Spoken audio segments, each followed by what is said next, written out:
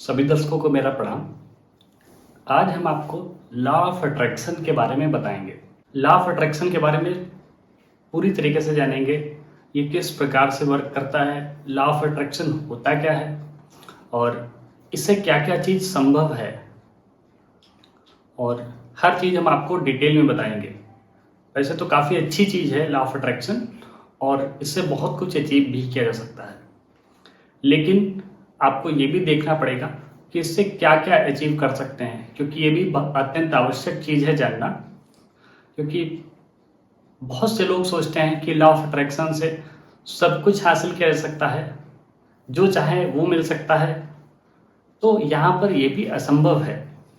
इसकी लिमिटेशंस होती हैं, वो भी हम आपको बताएंगे। वीडियो स्टार्ट करने से पहले अगर आप चैनल पर नए हैं तो चैनल को सब्सक्राइब कर लें और वीडियो को लाइक कर दें अगर आपको अच्छा लगे। बाकी हम आपको बताते हैं लॉ ऑफ अट्रैक्शन क्या होता है। तो देखिए, लॉ ऑफ अट्रैक्शन का अर्थ यह है कि कोई भी चीज, कोई भी मनोकामना है आपके अंदर और उसको आप पूरा करना चाहते हैं, तो उसके लिए क्या करें कि वो आपको मिल जाए या आप उसे प्राप्त कर लें। क्या ये संभव है? तो हाँ, इसका जवाब यही है, हाँ संभव है, लेकिन उसमें भी कुछ शर्तें हैं। क्योंकि आपको देखना पड़ेगा आप किस वस्तु के लिए, किस चीज के लिए, किस पर्सन के लिए क्रेविंग कर रहे हैं। ये भी अत्यंत आवश्यक है जान लेना कि आप क्या चीज पाना चाहते हैं। जैसे कि अब आप उदाहरण के तौर पे आईएएस बनना चाहते हैं, ठीक है, या कोई उच्च पदस्थ अधिकारी। उसके लिए आप क्या कर सकते हैं कि आपको वो चीज मिल जाए। लॉ ऑफ अट्रैक्शन यहाँ पर किस प्रकार से वर्क करेगा, तो देखिए हम बताते हैं। यहाँ पे लॉ ऑफ अट्रैक्शन बिल्कुल वर्क कर जाएगा और यहाँ पर ये आपकी हेल्प करेगा। तो लॉ ऑफ अट्रैक्शन में क्या होता है, कोई भी चीज आपको मैनिफेस्ट करनी पड़ती है। मैनिफेस्टेशन है उसका प्रगटीकरण, हिंदी में कहते हैं प्रगटीकरण।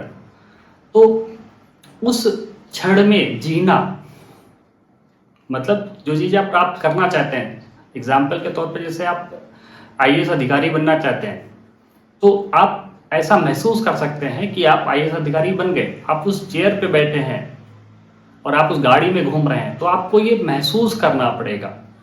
जब आप वो चीज महसूस करेंगे तो कहीं ना कहीं आपके शरीर में, आपके अंदर हर चीज में, एवरी सेल में बदलाव आएंगे।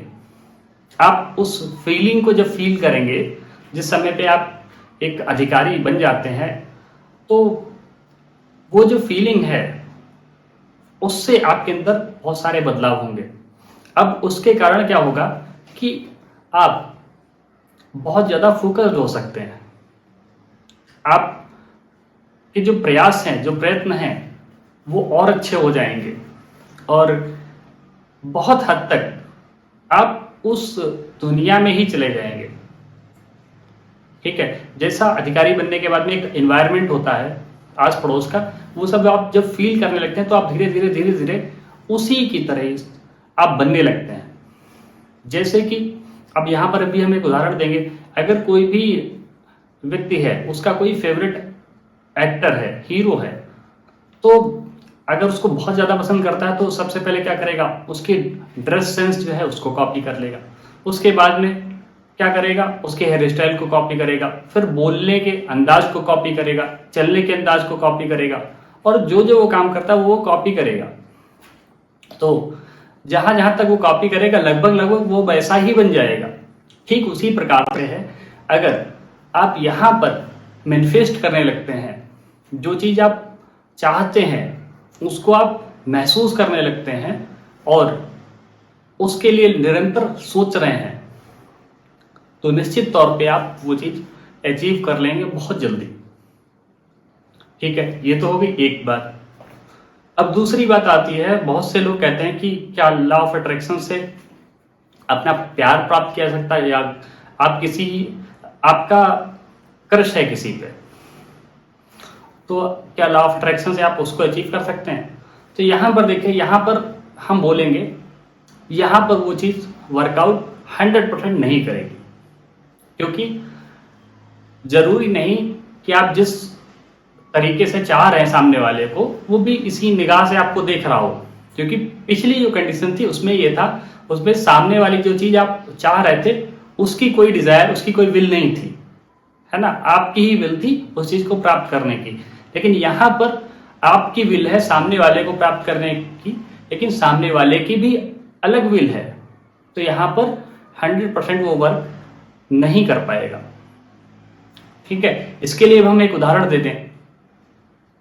उदाहरण ये है कि अगर आप मैनिफेस्ट करते हैं कि आप चांद पे पहुंच गए, ठीक है, या आप मंगल ग्रह पे पहुंच गए, तो आप कितना भी मैनिफेस्ट कीजिए, क्या आप पहुंच जाएंगे? नहीं पहुंचेंगे, है ना, क्योंकि उसके लिए बहुत ही सिलेक्टेड लोग ही वहां पर जा सकते हैं। प्रॉपर ट्रेनिंग वगैरह जो भी होता है उसमें भी कुछ गिने चुने लोग जाते हैं। तो अगर इस प्रकार का मैनिफेस्ट करते हैं वो संभव होना लगभग असंभव है।